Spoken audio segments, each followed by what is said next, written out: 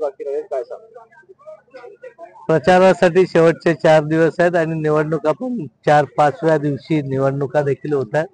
अतिशय चांगला प्रतिसाद सर्व गावांमधून मला मिळतोय. महायुतीच्या सर्व कार्यकर्त्यांचा उत्साह देखील जोरात आहे, त्यामुळे चांगला प्रतिसाद आहे. पावसात सुद्धा कार्यकर्त्यांनी चांगले सभेला हजेरी दाखवलेली आहे, इथे पाहायला मिळाले, काय सांगाल त्याचं? कार्यकर्त्यांचं असलेलं प्रेम आणि महायुतीच्या कार्यकर्त्याला वाटत असलेला विश्वास, म्हणूनच हे पावसात देखील एवढ्या मोठ्या संख्येने सर्व लोक इथे जमा झाले. महाराष्ट्रात एक सर असं म्हटलं जातं की पावसात जो भिजतो त्याचा विजय निश्चित असतो, त्याप्रमाणे पाऊस आता इथे पण पडलेला आहे, तुमचा विजय निश्चित असेल? 100% निसर्गाने ती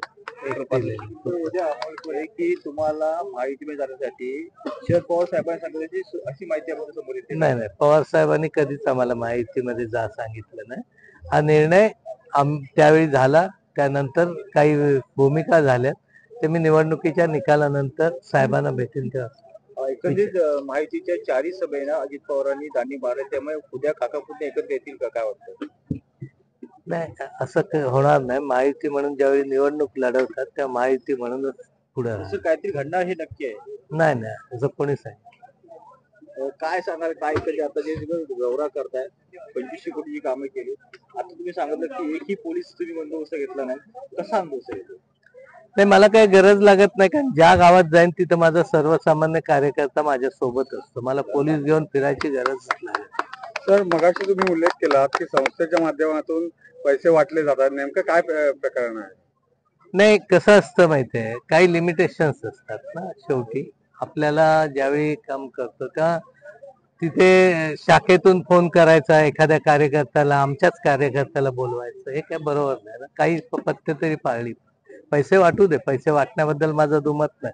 राजकारण आहे, शेवटी राजकारणात जो तो ज्याच्या त्याच्या पद्धतीने त्याचं राजकारण करेल. मी त्याच्यावर ऑब्जेक्शनही घेणार नाही किंवा माझं काय म्हणणं पण नसणार आहे की असं आहे म्हणून तसं.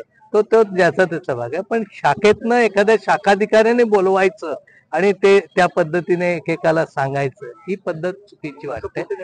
सगळीकडे बऱ्याच ठिकाणी होतं, ही पद्धतच बरोबर नाही. तर आता 2500 कोटीची कामं झाली तुम्ही असं सांगताय, किंवा काही केलेल्या आहेत किंवा बोललेल्या आहेत, तरी सुद्धा गावोगाव डोर टू डोर आपल्याला जावं लागतंय. नक्की काय परिस्थिती आताची? नाही, शेवटी बघा, निवडणूक आहे. निवडणुकीमध्ये प्रतिस्पर्धी कमी कधीच नसतो, कुठच्याही निवडणुकीत. कारण तुम्ही ज्यावेळी वाघाची शिकार करायला जाल त्यावेळी तुम्हाला ससा किंवा असा मिळत असतो. त्यामुळे तयारी शेवटी मोठ्या पद्धतीत करावी लागते. आणि कोणी प्रतिस्पर्धी, निवडणुका ह्या शेवटी कामावरच होतात असं नसतं. त्यावेळची सिच्युएशन, पक्षांची समीकरणं, लोकांची मानसिकता, या सगळ्या गोष्टी एकत्रित येत असतात.